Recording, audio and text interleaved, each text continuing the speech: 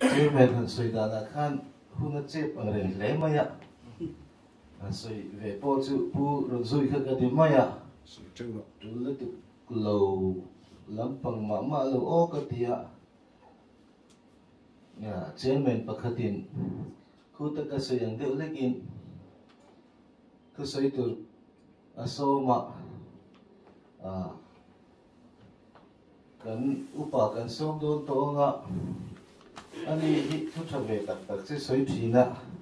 ama po ni zom thei lem lo hi nia chu wangin a thu soi tu na thang lian na upa thang lian nei lo so mo ni tia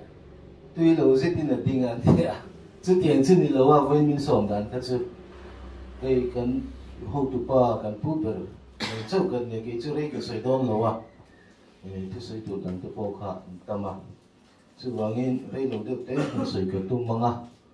pu chairman le kan deputy CM zawam tak le kan candidate pu ha ka le local councilor kan ho tu te kan suai tu te le MNF general headquarters a kan ho tu poimo te in lo te la tin MHEP le YMA le Ukapol atang local te kan block suai tu le kan unit suai tu te le voina veng hoya e campaign poimo tak program mang tu local zong zong te in vain amasain chibai kapuk chewa hun thatak mai min han siam ve hi kalom khop maya ne na lom thu campaign committee ne na po ka soi masadu ani ole kan thiat angin AMC in than hi Mizoram mi puin hun rang rang tangin aizo ko chung chau ni ma se an thlir veka poimo le maya chu tiang ani wang chuan kan chief minister zawam tak te kan deputy chief minister te kan minister ho te le pa ti mi poimo po thil dang ti man lo khopin he campaign a hian hi kan pu ber po hi kan deputy CM puto na po ama kan ngai thak to angin a risel na te a fit vak lo tura kan ngai chu tiang ani lai chuan a campaign tampera a tanga mun sang kick off le a tiang thu soi ane ya TV le media mangin a thu soi le thil ti kan hu tamber ani ta a tin ama chan alo ni boka he khochung op na chan chu wangin a tul le ni ti pokan sia helai veng noi voina kan han chang thei ta hi alom ka tia kan candidate tan le helai kan roi tu ti tan po avan ni thak le in ka sia ani voina yan soi tu tam tak chu ka ne ya toi te soi ka tum zok sia wang khan tun kan sarkar ka la hi mi tam takin a soi sel zong le opposition an oma min kap vereng boka min tirenga ma se tun kan sarkar kan chief minister zawam tak puzoram thanga kai roi sarkar hi ke chu achunga om ve MNF MLA kan i wang lam ni lovin kan thil ti to le kan thil kal pui to hian pathianin mala soma he sarkar hi malam pana akal zel na hian in than kan face tam to hle a chung a ne na kan chan to zong zong te ka thlir let ve hian pathianin he sarkar hi mizo mi pui te le Mizoram in kultur hian malama po hun asiam sak zelin tun kan in than na tura po hian ne na kan chang le ngei don ni in ka sia a kan riat angin soisel na enge mo tam tak mi dangin ron nei thin ma se decision kan chief minister le kan deputy CM te kan roi tu te na ahun taka fing taka an siam zel thei awang hian leader tha MNA party hian kan nei tlata party dang te ain kan leader te an rin tlak an rin an fak katia party dang leader hi an clear ta la Mizoram party sang ti hi amal malin kan soi vet lem lovanga kan leader te hi an thuk lo na sa lein ka sia ram hroi na chung chang le Mizoram atak taka mangai na thin lung thi sen far top thenga he ram ta na in pe an ni na hi an tha thoa lang thinin ka sia a chu wangin kan leader te in ma na tla an ni awang hian mi puin in thana piangin kan chak chho thei te po hi ani in ka se chhota pathian mal som na dong tlakin kan ho tu te hian na an thok ni in ka se tlata chu tu na kan campaign na po hian kan hriat sian a tu le in ka sia ani CAA Citizen Amendment Act vote chung chang a te po khan Mizoram mi pui du dan atira chon kan du lo veka kan do veka ato thing tu thingin kan du lova kan du lo na kha NGO lama chang te ko ran lama chang te po ni se Mizoram mi pui ngai dan kang pui lo piang a kha Mizoram atel ve lo na turin anita atel lo na tur khan kan MP khan a vote ta ni khai tha kha kong so tu lom lo reng re Mizoram kan tel ve lo kha kan du em ta atel don lo chuan khata khang kan kal mai ania kan pu ti decision siama kha a fin kha re in ka sia a tin ramri boy chung chang ate nen tai la tun ma ramri kan lo boy fo thin dan nen chuan ai ang lo lutu sarkar abula tangin sipai te an chenga la kan ram veng him turin sarkar NGO te mai le zirlai te por rang ina an nor thina kha sarkar in rang takin mala in amma tonga han chang mai chu fil takin in kim hi a timaya tun din huna chuan chutiang ang din huna chuan decision siam kan ho tu te hian an chaka pathian in fin na pe thin nin ka sia a an decision siam kan kal hian kan la dai sul lo that zu khap chung chang te po har satat angin alanga ma se kan tiang man kuma sang ni sompa sari ni tan ka riata gan meeting a ka local via van pa hola kan meeting a chuta chuan kan sarkar chuan zuzol kan ti top nga lang ti khani kan sarkar chia kha amma sabera zuzol chungchang kha an chai nga top maya kan ti top nga la ni kha anu adan ti choron kal so ni kha decision siam hi kan pu te hi an chak na chani pathian in mal aso ma fin na pe ni hen ka setlat phina chuwangin heng zu zo chungchang a te po kan soi fo wa house a te po text tam tak lu tu chu kan du ma se kan Christian na nen in mil lo kan thalai te nun tam tak zu in ala ko wangin kan thalai te nun thing na tu ta na sum le pai tam tak text la lu kha khami ne nen theng tu ang kha ngai tu le tin a lo om le tu chu wangin hei kan ti to pan ten ti to mak maya kong tam tak tu na yan thil kan sarkarina akal pui to a hian soi tur a tu to ni ma se politika chuan min tempol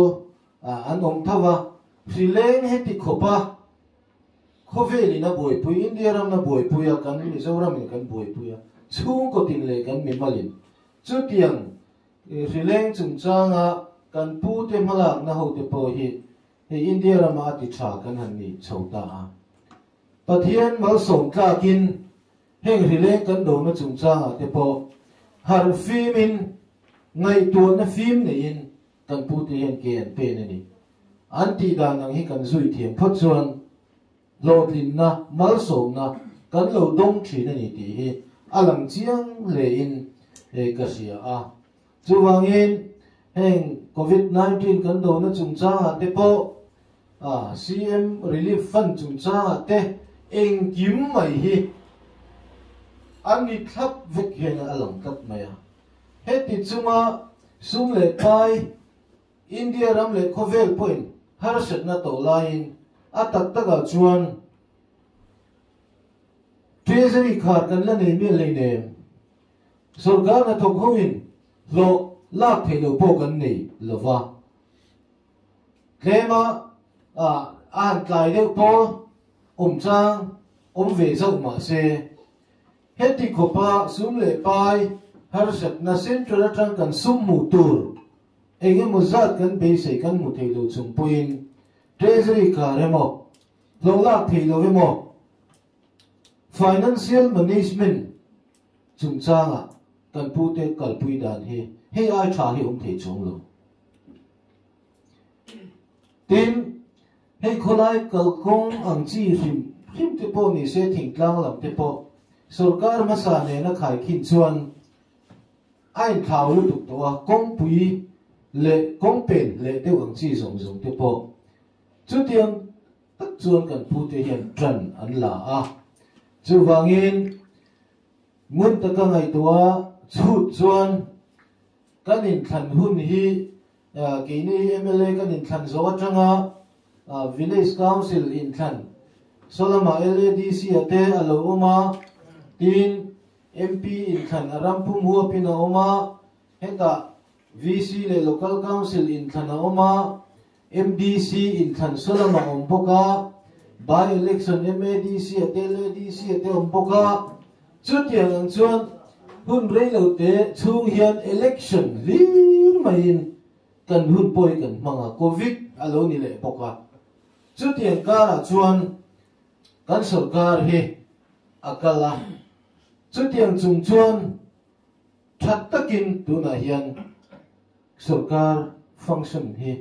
aum choni in alanga thil ra chiang tu te le bel chiang tu te chuan puzoram thanga kai ro MLF sarkar hi ani na tha chiang tan chon dem tur hi pakhat maung lo dun din huna hian kan na tho hun chum po tlem in than na hun ta ne kan mang tam ni tu ka kan hun hi chu tiang vel te chu ani chome ka kan dunga LADC in than kan ne ya ke hi ne ka local council in thana khan hi pire pui thon en chen kan in mo helai po kan local a min ri ching lo ko ping karia long klai is bial a khan katling ve ani a hei kan pu te hianin sa kha jangwa sam kur pan hiya MNA party a min so ma wangin kalu tu ni LADC asam MDC voi nga gen petawa voi li katlinga pathian zana tuna MLA ticket min pe po khan MDC ni lai kan ya MLA ne na ni kop thelo wangin MDC ka ban sana tian chuan MNA party a hian intita ve takin solaya district vice president kan ya mania khanin helama kom to wang kan in thak to ta a chumi ka soidu na chu solama son MNA party hi a eng sop mai ni chu ADC area chakma tuna kan sarkar me ka pura sikatene tin LADC mane kan in thanga kan sarkar le boka MADC a poson MDC kan nei nuala nakum in than turania nakuma hian kan nei nge kan ring thata tun boro kal dana som tin lunglei district hi tirtaila congress le ZPM la men sikhop maya solama son chimtui pui undivided a seat nga oma lunglei district an seat sariom seat som panni chim lamdeu han tibi kile lunglei undivided district atanga chim lama oma solama sa chuan ZPM le Congress an chau le to ni ina langa tun chuan seat som pani vel an chau view chuan helama khan seat som ni pariat som lia som ni pariat chau om to a solam son miron chun eng do ni hen ka hedewa a chan chu LADC mani kan in thana po khan landslide victory ti hial a kan soi seat som ni panga oma seat som ni kan la a MNF in treveka BJP in seat khat Congress in seat khat an la a independent in seat thum mania po ka soya sota nge na kan CM tenen San Maria kan kick off a kan kavatel vea National Party pani BJP le Congress khan independent an tiat mi lo sata chon ka hiat voi khat na ni ka tia BJP le Congress pakhat ve independent pathum MNF sumni kan nia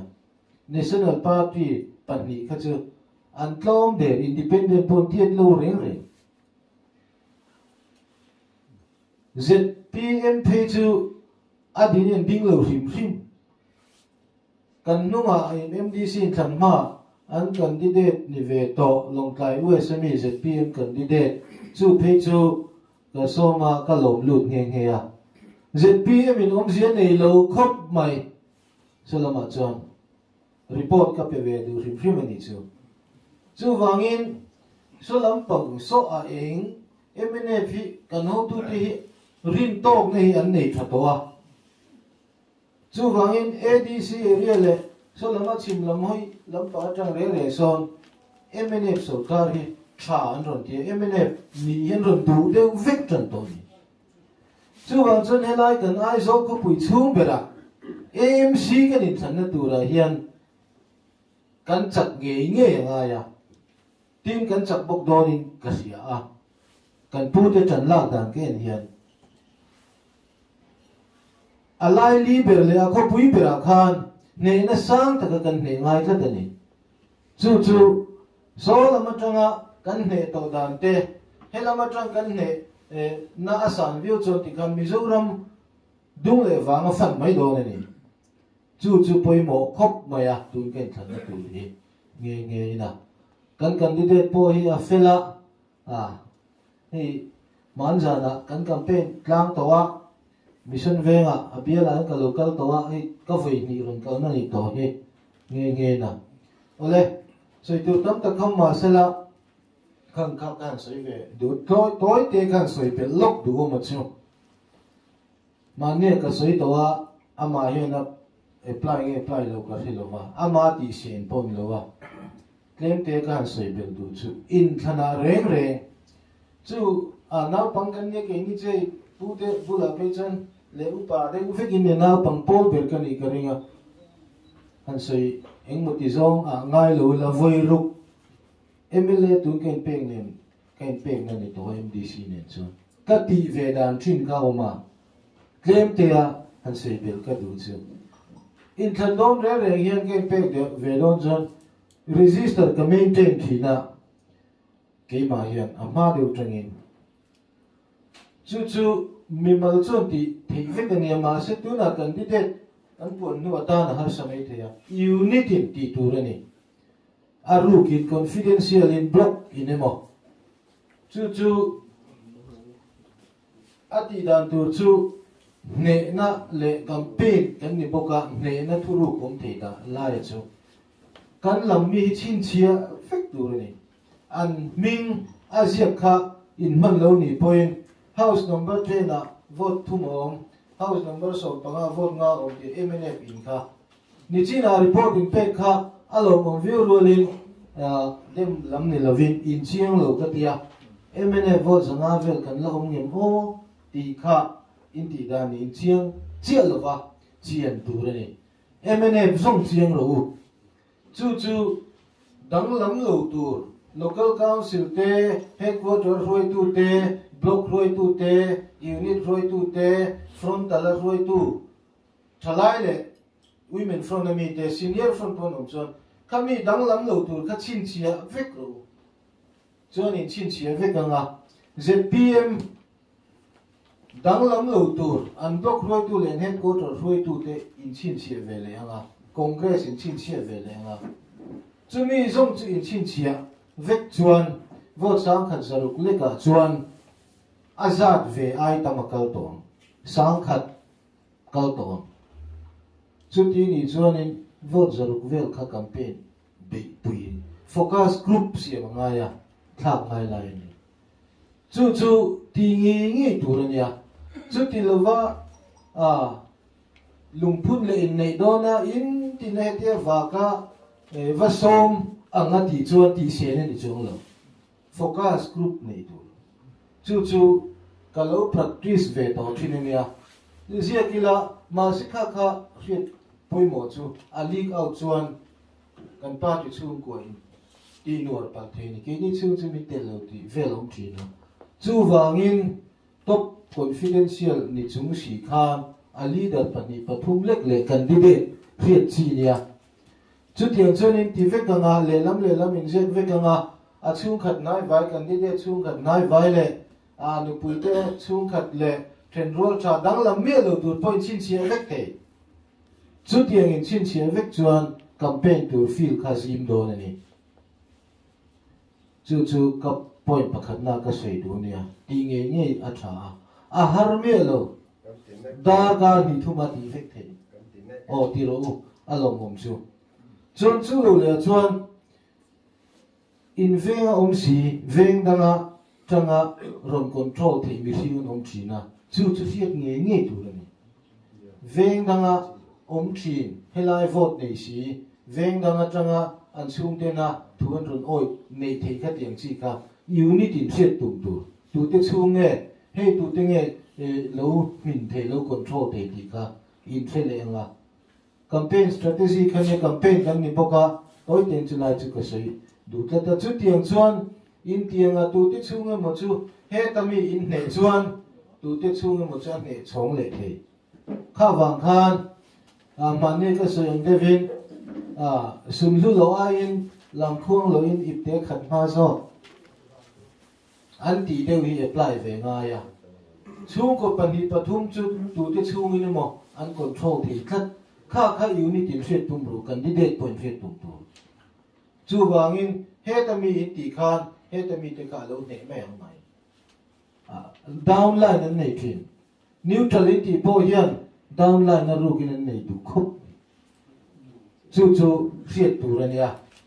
chu lo le chuan veng danga mi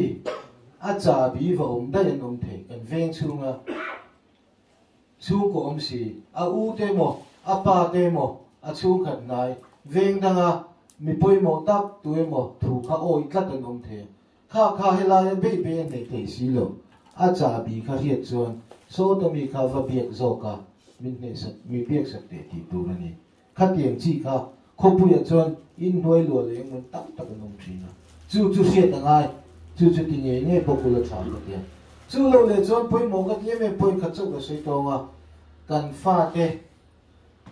thalai ho hi nulan ni poi tlang wal ni point kan chung ko om si WhatsApp le enge mo an khoya chu tiang kha tiang an tiang tia kan control thi tlat lo ze la kan party hian chu wangin nulat lang wal vote nei chin chung ko a om kha tiang chung ko reng chuan nu le pa ten khami te kha mitang ina an ti som thei lo tur social media mang le eng moin an vote tu ten mon lo ne alo pen thi tlat me thalai ho hi kan fa te nula le tlang wa control vek tur ni vote semin om je nei lo le tu politica vote li nei le lam vote kata vote kan lam vote tu mo vote chuan abit nan vote kata kal ya vote ni che kan chang ani khatiang ang chi khana kal vek ka wangin kan fa te nula pati emo tlangwal pati velin nei chuan vote li lo le ta le in tlangwal tin control thei lo chuan in vote kha ain bit mayang MNF chung ko ni sim vote chiar tu rom lo don anh biết rằng anh vô lùng tốt mày à nửa la po ni du tu chu even if chu của zong zong in thil vek angai in ring rel ki ni lovin kan fa te control cheu tu vote ti chim pen lo turin chu even if chu của anh kho dang dang a po vote khat yenga e sim le thalai vote mà ni chu của anh control thilo a tam lu tu ka chu assessment kan tong tu lang kan tong lo pha sia mai chu lai ve chu voina hian campaign kan ni boka campaign strategy ve le ulek kha soi tu chu kanga amaya ma se arei tu palange le lai veng lui kan soi tu te in malak na veng huai alom om ka ti ya ti to pin lo chu zelanga kan candidate punga ka kan party candidate hi alo thin thei nge na turin thei to pin tran ila thar sau sau ang ti in ka cha ve du chu ani kalome